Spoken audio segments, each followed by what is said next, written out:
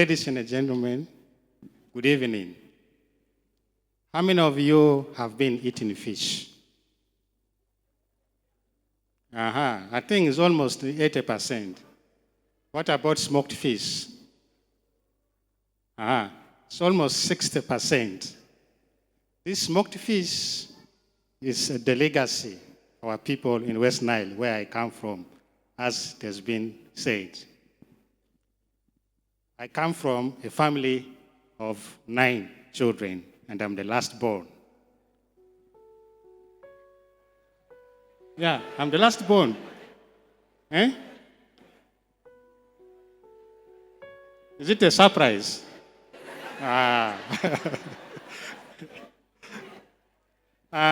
When I was about 6 years old, I learned that my eldest brother was a medical doctor.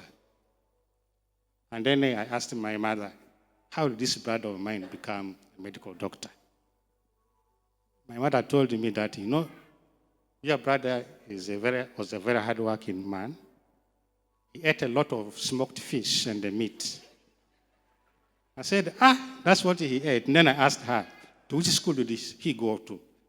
Then I was told by my mother that, your brother went up to a school which is very, very far. They are there in Kampala.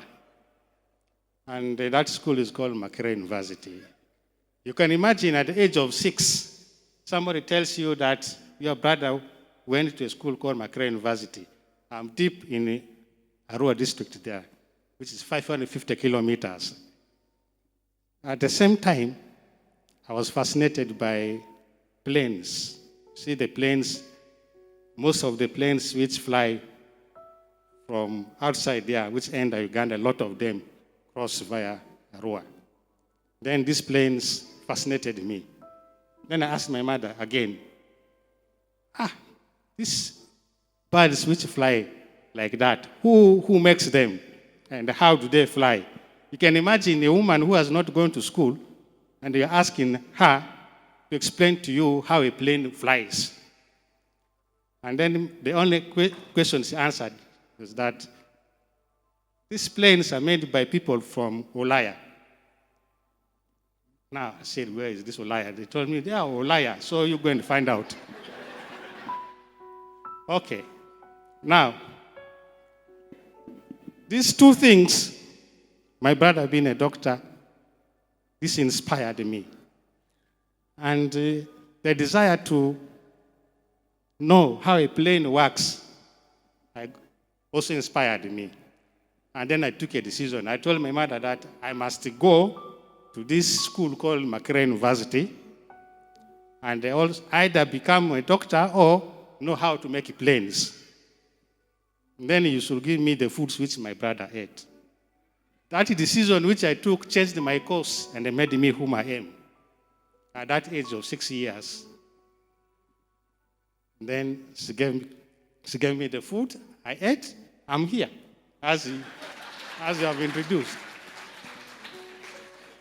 Now, when I was interacting with after me finishing the universities and getting this job with National Agricultural Research Organization, I was interacting with my colleagues from food science. We were trying to share our delicious meals that we always like.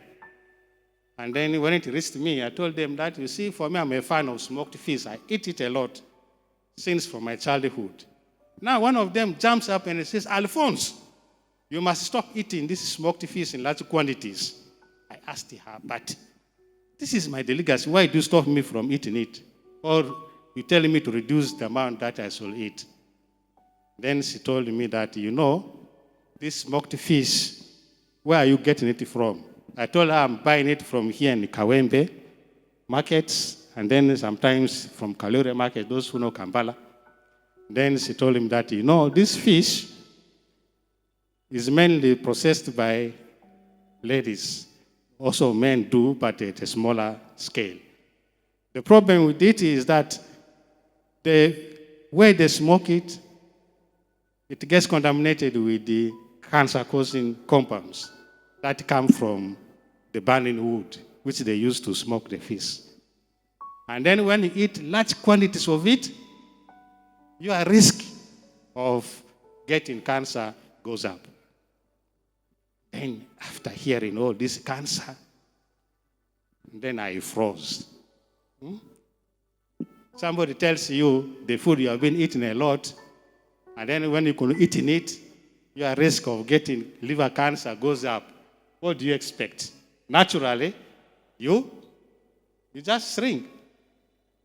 Then I shrank. Then I said, what do I do?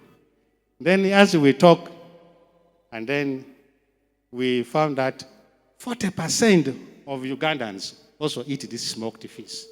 So it means that their risk of getting liver cancer also goes up. Then I got disturbed in the head again. I asked myself another question. Why do I exist on this earth? What is my value? Then I realized that one of my key values is to be useful to the society. My purpose of existence, I realized that, is to serve humanity through contributing to solving societal problems. And then in 2011, I decided that I should do something. Before I tell you what I decided to do, I wanted to ask you, how many of you have lost either a relative or a friend, or has heard that people die of cancer? I mean, almost everybody. I also have a sad story. I lost friends, and I lost a brother who inspired me to become who I am. And then I also thought of these 40% Ugandans who enjoy this fish. If we leave the things continue like that, it means their risk of contracting liver cancer will go up. So in 2011, I decided to embark on a long journey. I said I must do something which should reduce these cancer-causing compounds in our smoked fish, such that when these women are smoking the fish, the black side, and then they they place in the market fish which is of good quality, which is safe, and then it is of good quality. So I decided to develop a fish smoking kiln, a commercial food-grade fish smoking kiln. The journey started in 2011. It wasn't a simple journey with a lot of ups and downs. So in 2011 to 2014, it was a challenging journey. With my team, we designed and fabricated prototypes. The first 2 prototypes that we designed did not work. All of them failed. We used to we make the prototype, we smoke fish, and we take samples to Makerere University, to the Department of Chemistry, to analyze that smoked fish, to see whether these cancer-causing compounds that come from the wood have come down to the level which is recommended by World Health Organization and the European Union. The first 2 things failed. At the same time, we were running out of money. The money which we had was very small. We wanted to maximize that money such that we get something out of it. We almost gave up. I being the one who led the team, I got frustrated. But what kept us going? We had one principle which we have kept up to today. It is never give up. When you start something, never give up. And then also the desire to be a part of the team that should contribute to fighting cancer cases in the world. also drove us. And then we pressed on our employer, and then the employer accepted and committed more money in 2015. We continued with the work. Then in 2016, I was so disturbed that now the money is there, but the principles of the physics and the chemistry that is needed are not coming the right way. So I was under real pressure. Then I was sleeping one day, I was sleeping. Then something came into my mind. I was deep in a sleep. Something came into my mind. How this fish smoking kiln should look like, which physics should we use, which chemistry principles should we use. So I was in a state of a dream. Then I jumped out of my bed. I picked my pen, because I used to put pens on the table, on my table, and then also some notebook. That action of me jumping out of the bed disturbed my wife. My wife also jumped and followed me. She thought I got a nightmare. She thought I got a nightmare. Then she jumped and held me.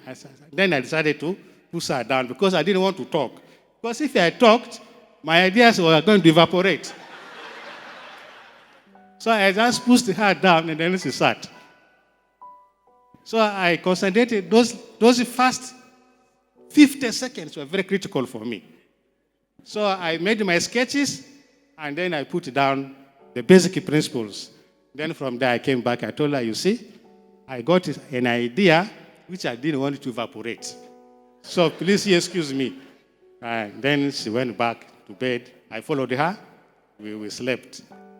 Then the following day in the morning, so I woke up and then I said, before I go to office, I want to organize these thoughts now properly. So I took about 1 hour, and then I put these things properly. I said, this fish smoking kiln now should have a source where we generate the smoke, source where the smoke is filtered, then a source where we put the fish.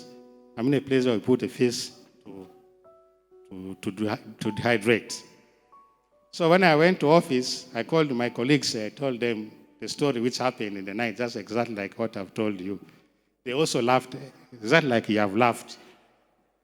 So we said, okay, let us now put the real science. We finish it. That happened in around February in 2016. So we put this thing properly. It took us about a month with working drawings and everything. Then we put request for materials. Our procurement process, it also takes its own ages. So by May, we were able to get the materials. So we struggled, and then we finished that prototype. That was not the third one. So we made it, and it was ready in June 2016. And then, as I told you earlier, after us making the prototype, and then we smoked fish, and then we took this fish to Makerere University, as usual, to chemistry department. Now, these guys analyzed this fish, about 30 pieces. So they analyzed, and then they sent us the result. When I saw the result, it gave me joy, but not full. Because when the results came, these figures were now just above the recommended higher limits given by European Union and the World Health Organization. Then my colleague says, I think we are now going to hit it because we are now very close by. Then we continued. I told them that now we are going to embark on the smoke filter. You imagine this, you get a smoke there, and then you're supposed to remove those compounds that cause the cancer, and then you leave the smoke as it is, such that you get the aroma you want. So it wasn't very easy to do. So we embarked on continuing with the filter. We made the fourth prototype. Then it came out in October 2016. Now, when it came out, we smoked fish again, and I took the samples to Makerere University. So These guys analyzed it, and then they sent a result. I told my colleagues that this time, I'm not going to be the one seeing these results. I want my colleagues in food science to come and open this envelope, and they look at these results from the side of food science, because for me, I'm an engineer. I want them to analyze all these elements, because there are over 30 of them. I want them to pick us those which they are always tell us that they are, when you eat them, they elevate your risk of getting cancer. So these guys picked the results, and then they called me, Alphonse, I want you to go to Wandieville. You should buy 4 kilos of pork at our expense. And then I asked them, why do we need these 4 kilos of pork?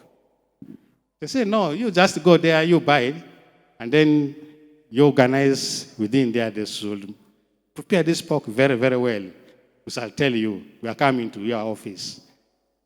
Then that was in the morning. When it reached 2 o'clock, then these ladies came. They said, do you know why we ordered for this pork? We have now hit the jackpot. Okay? They say, you have now hit the jackpot.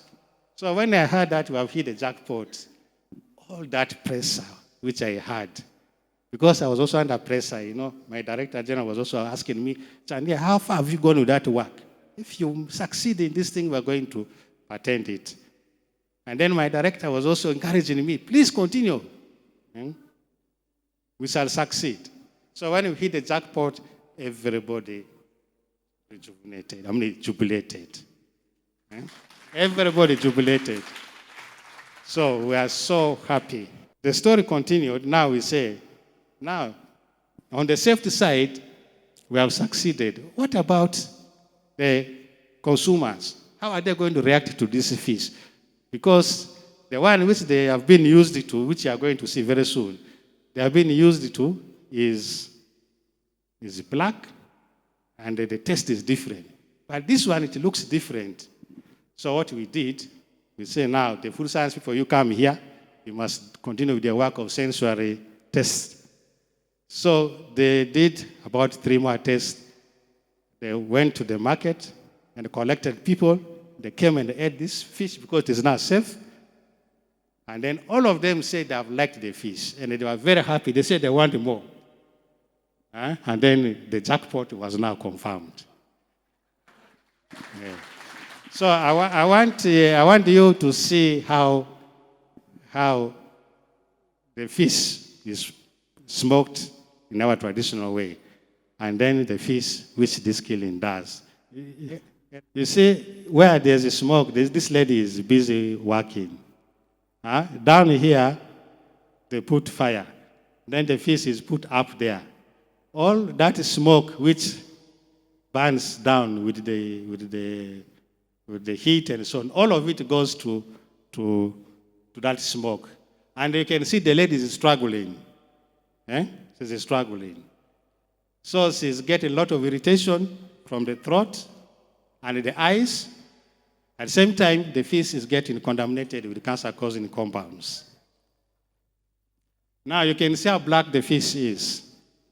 All these coatings you see here, that is the carbon.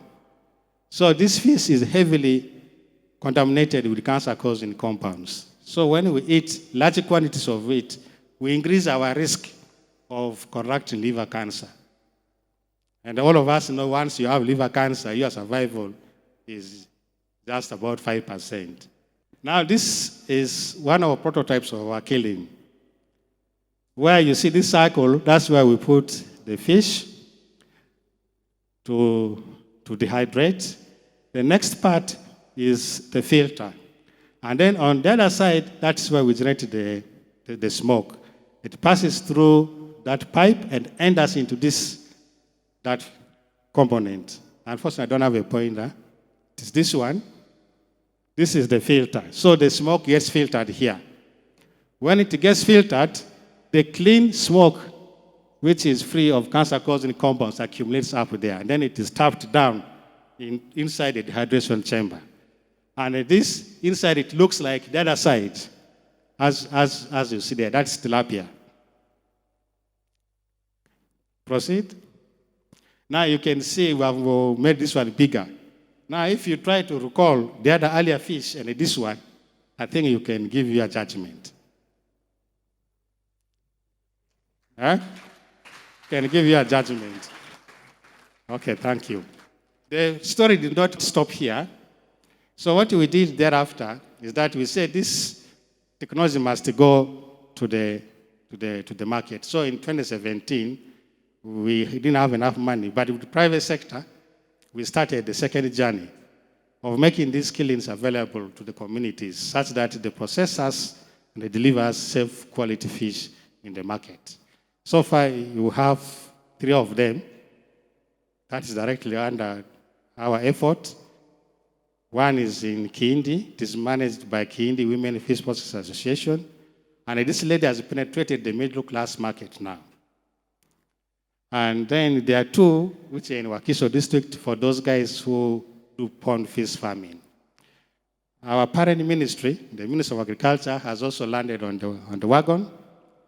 They have also started disseminating the technology. I conclude by saying that for the first time in the history of Uganda, and also for the first time in the history of Africa, because when we did the study, this is the first technology that processes quality and safe smoked fish. And because of that, Naro is going to get a patent for the African continent. It's going to get a patent for the African continent. So finally, I would like to invite you to join me in disseminating this information such that we all contribute to reducing the risk of these 40% Ugandans who like eating this fish, their risk of contracting liver cancer.